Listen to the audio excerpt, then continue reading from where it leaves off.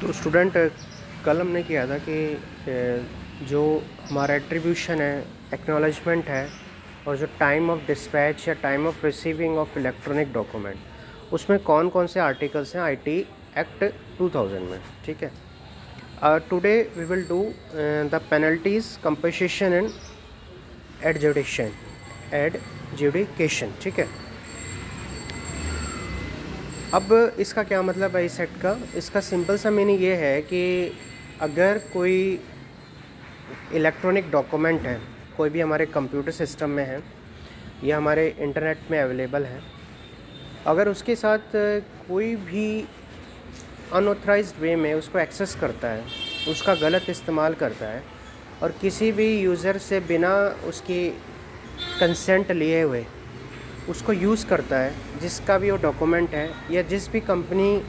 अगर किसी कंपनी के पास कोई भी डॉक्यूमेंट है, किसी का भी इलेक्ट्रॉनिक डॉक्यूमेंट है, किसी की प्राइवेट इन्फॉर्मेशन है और वो कंपनी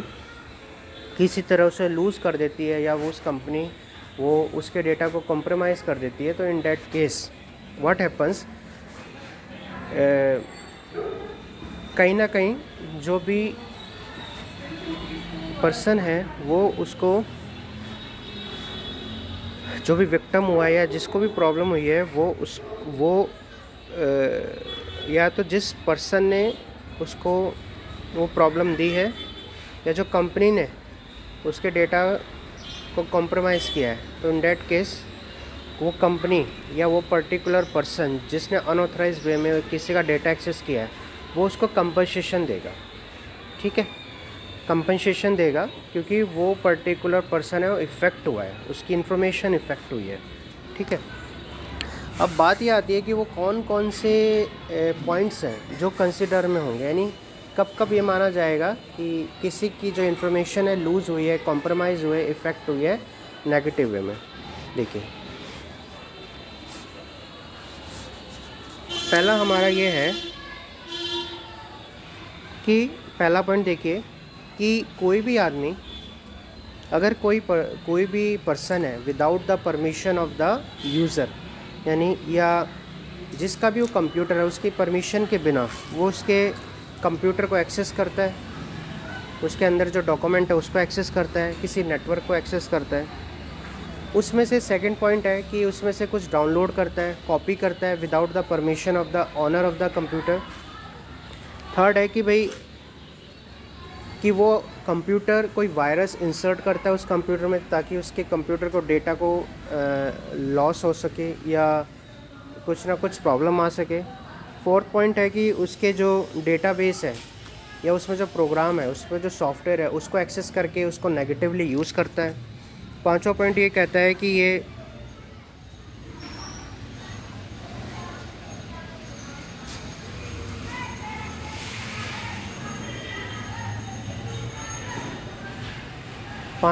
कहता है कि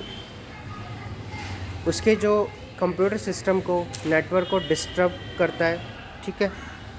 एफ पॉइंट ये कहता है कि वो किसी तरह उस कंप्यूटर को एक्सेस कर लेता है जिसकी वजह से कोई भी और यूज़र उस कंप्यूटर या सर्वर को एक्सेस नहीं कर पाता, डिनायल ऑफ सर्विस अटैक जिसे कहते हैं, वी हैव डिस्कस्ड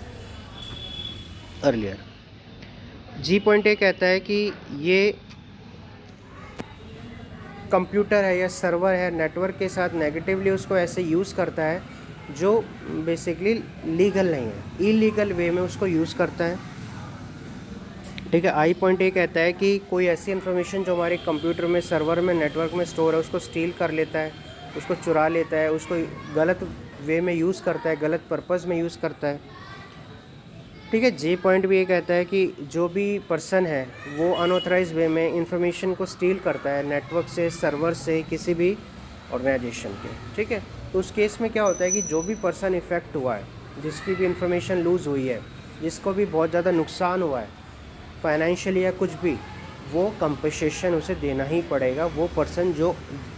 किस पर्सन को, या कौन देगा? जिस पर्सन ने या जिस भी पर्टिकुलर पर्सन ने अनऑथराइज वे में उसको एक्सेस किया है। ठीक है, 43A में आइए, अगर कोई कंपनी है या कोई ऑर्गेनाइजेशन है, कॉर्पोरेट ऑर्गेनाइजेशन, जो किसी भी जो basically that gathers the data of a people, from the different sources, अलग अलग सोर्सेज से किसी जैसे जो आदमियों का डेटा इकट्ठा कर रहा है, जो अलग अलग लोगों का डेटा इकट्ठा कर रहा है, या लोग उस पर जाते हैं, अपना डेटा सिक्योर करते हैं, अपना डेटा सेव करते हैं, बट बाय चांस या कुछ भी बाय सम रीज़न वो जो डेटा है वो लूज़ हो जाता है, कॉम्प्रोमाइज़ हो जाता है, उसमें प्रॉब्लम आ जाती है, तो इस केस में क्या होगा, वो कंपनी या वो कॉरपोरेट ऑर्गेनाइजेशन को फाइनेंशियली, या जो भी पर्सन इफ़ेक्ट हुआ है, जो भी जिनका डेटा उस कंपनी या कॉरपोरेट ऑर्गेनाइजेशन के पास था, वो कंपनी उन सब जो आदमी जो इफ़ेक्ट हुए हैं उन सब वो उसको कंपनसेट करेगी इन टर्म ऑफ फाइनेंस, वो उसको पैसे देगी, या जो भी जिस वे में भी वो कंपनसेट कर सकती है वो करेगी, ठीक है, अगर इन केस वो उस इन्फॉर्मेशन को लूज़ कर देती है।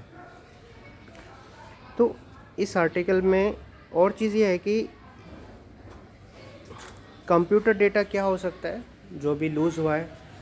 नॉलेज हो सकती है, कोई डेटाबेस हो सकता है, उसकी कुछ स्टडी मटेरियल हो सकता है, उसकी कुछ फाइनेंशियल इन्फॉर्मेशन हो सकती है, या किसी इवन अगर वो किसी कंपनी में कोई डेटा है तो कंपनी का डेटा हो सकता है, किसी ऑर्गेनाइजेशन का डेटा हो सकता है, कोई गवर्नमेंट डेटा हो सकता है, तो कुछ भी ऐसा डेटा है जो कोई और आदमी उसको हैक करता है, उस कंप्यूटर को उसको यूज़ करता है, उसको गलत वे में यूज़ करता है, उसके इन्फॉर्मेशन को स्टील कर लेता है। तो ये सारे के सारे ये तरीके बता रखे हैं कि वो कौन कौन से वे हैं जिसमें एक पर्सन एक पर्टिकुलर पर्सन जो अनऑथराइज वे में एक्सेस कर रहा है वो दूसरे पर्सन को कंपनसेशन देगा। कोई कंपनी जिसके पास कोई डेटा सेव कर देता है, जैसे हम ई कॉमर्स वेबसाइट है,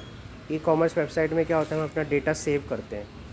क्रेडिट कार्ड की इन्फॉर्मेशन सेव करते हैं, बट बाय चांस वो ई कॉमर्स वेबसाइट पे वो डेटा लूज़ हो जाए, वो कहीं मिले ही ना, या कोई और पर्सन है जो जो इलीगल वे में उस इन्फॉर्मेशन को चुरा लेता है, उस वेबसाइट को, उसको गलत यूज़ करता है, तो उस केस में क्या होगा, और या उसके बैंक अकाउंट से कोई स्पेंडिंग कर लेता है, उसको यूज़ करके स्पेंडिंग कर लेता है, तो उस केस में क्या होगा कि वो कंपनी, वो ऑर्गेनाइजेशन, वो ई कॉमर्स वेबसाइट कंपनसेशन देगी उस पर्टिकुलर विक्टिम को जिसके अकाउंट से स्पेंडिंग हुई है, जिसके अकाउंट से पैसे निकाले गए हैं, ठीक है। तो ये सब पॉइंट इसमें मेंशन कर रखा है, ठीक है। जो मैंने अंडरलाइन कर रखा है, you have to complete all this, और जो मैंने टिक आउट कर रखा है, यू हैव टू राइट, ठीक है। Okay, thank you.